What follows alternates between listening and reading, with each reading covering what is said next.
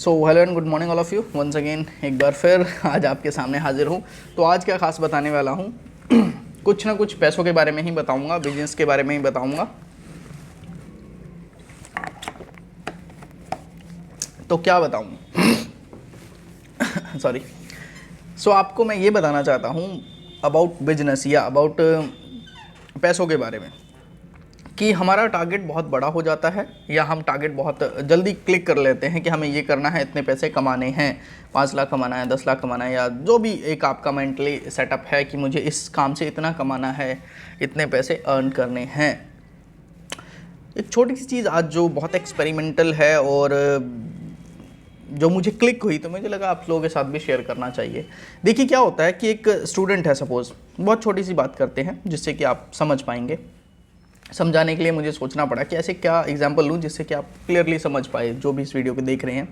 एक 5th class का student है और वो स्टूडेंट पास होके 6th में चला जाता है, यानी कि एक बैरियर है सपोज ऐसे, और उस बैरियर को क्रॉस कर जाता है ईजीली।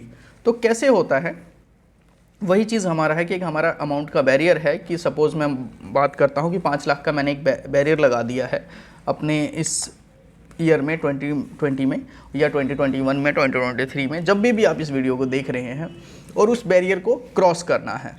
तो क्रॉस करने के लिए आपको 5 लाख रुपए आप कैसे कमा सकते हैं? अगर आप जॉब कर रहे हैं या 50 लाख भी हो सकता है, डिपेंड लेवल पे ऑलरेडी आप हैं। तो मैं छोटे से उसकी बात करता हूँ जो जॉब कर रहा है, मान लीजिए 10,000, 15,000 या 20,000 के जॉब कर रहे हैं, तो उनके लिए तो बहुत बड़ा अमाउंट हो जाता है। लेकिन वो उसी जॉब में समझते हैं या इस बात को एक्सेप्ट कर लेते हैं कि मुझे इसी जॉब में रहना है। जो सोच है कि अगले साल 10% बढ़ जाएगा, फिर अगले साल 10%, फिर अगले साल 10%, और 5 साल करूँगा तो जो मेरी सैलरी 20,000 है वो 30,000 हो जाएगी या 25,000 हो जाएगी। 10% है, 20% है, जो भी है, बढ़ता लगभग 10%, 8 से 10% या 5 से 10% के बीच में रेशो रहता है जो इंक्रीमेंट का। तो उस केस में क्या होता है कि आपका जो 5% है उतना ही इन्फ्लुएंस हो रहा होता है, देश उतना ही, कहीं ना कहीं जिस भी देश में आप, उसकी महंगाई बढ़ रही होती है, चीज़ें टैक्सेस लग रहे होते हैं। उस केस में क्या होता है कि आप जो इंक्रीमेंट लग रहा है ना, वो किसी महीने में ही नहीं रहता, वो उल्टा कम ही हो रहा होता है। फैमिलीज़ बढ़ रही होती है, आप अनमैरिड होते हैं, मैरिड हो जाते हैं, या फिर आप मैरिड हैं ऑलरेडी, बच्चे बड़े हो रहे हैं, उनके खर्चे बढ़ जाते हैं, एक्सपेंसेस बढ़ जाते हैं। तो आप कितने भी 10% बढ़ा लीजिए अपनी ज़िंदगी में, आप कभी सक्सेसफुल नहीं हो पाते हैं। आपकी लाइफ चल रही होती है, आप एडजस्ट कर रहे होते हैं, सब कुछ ठीक ठाक चल रहा होता है, बस इतना हो रहा होता है ज़िंदगी में।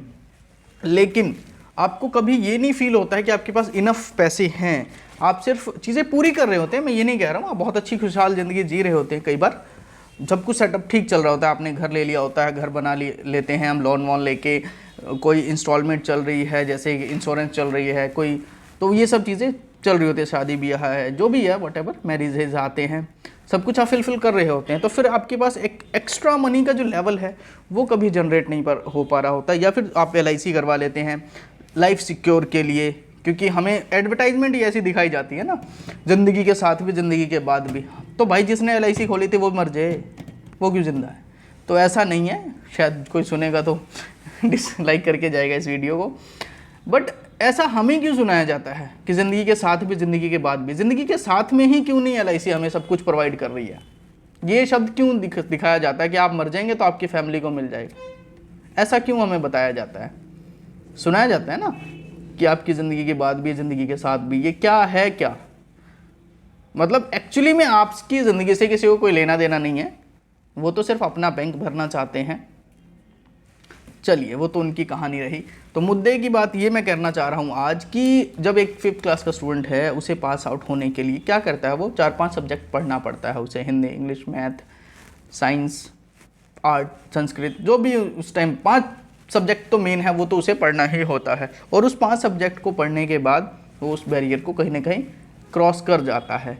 और हमारे साथ एक जॉब करने वाले के साथ सबसे बड़ी इशू, सबसे बड़ी प्रॉब्लम सिर्फ यही है कि उसका जो इनकम सोर्स है वो सिंगल है। प्रॉब्लम सिर्फ यहाँ है कि जब तक आपका इनकम सोर्स सिंगल रहेगा, एक पर्सन आपको पे करेगा, तब तक आप ग्रो नहीं कर पाएंगे, ग्रो नहीं कर पाएंगे। इस बात को बहुत ध्यान से समझने की कोशिश कीजिए। जब तक आपका income source single person paid रहेगा, आप ग्रो नहीं कर पाएंगे। आप, मैं ये नहीं कह रहा हूँ कि आपकी सैलरी कम है या ज़्यादा है, जिसकी 1 लाख 2 लाख 5 लाख भी सैलरी है वो भी ग्रो नहीं कर पाएगा, क्योंकि उसके एक्सपेंसेस उसी लेवल के हैं।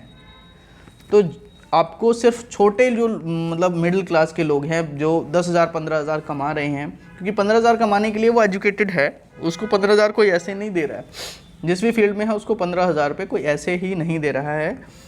वो एजुकेटेड पर्सन है, उसको पेमेंट जो मिल रहा है या जो वो पा रहा है पैसे, वो बहुत अच्छा काम कर रहा है, एजुकेटेड है। तो आप ध्यान सिर्फ इस बात पे लगाएं कि आपका जो इनकम सोर्स है वो 3 वे से होना चाहिए, मतलब 3 तरीके से आपके पास पैसे आने चाहिए। इनलीगल नहीं, लीगल इनलीगल की बात नहीं चल रही है, 3 तरीके से पैसे आने चाहिए। 3 ऐसे ऐसे काम होने चाहिए आपके पास जो पे कर रहा है आपको। पहला, आप जॉब कर रहे हैं उसको कंटिन्यू रखिए। दूसरा, ट्राई यही करें टाइम से पहले आपके पास एक ऐसा 4-5 हज़ार रुपये अर्निंग वाला कोई स्पेस आप ले जहाँ से आपको रेंट आए। मिडिल क्लास की बात कर रहा हूँ, चाहे आपने वो 5 लाख रुपए लोन लेके ही क्यों ना आपने वो घर खरीदा और उसको आपने रेंट, जहाँ रेंट पे रेगुलर चढ़ सकता है वहाँ दे दिया। आप अपने बजट में चले, ऐसा नहीं कि 50 लाख रुपए का आपने लोन ले लिया और 5,000 रुपये आपको रेंट आ रहा है। ना ना ना ना ना, आपको मैक्सिमम 8-10 लाख रुपए में घर मिल जाता है अगर आप किसी लोकल एरिया में लेते हो। लोकल एरिया में आपको मिलेगा ही मिलेगा, वहाँ उसको रेंट पे लगाएं।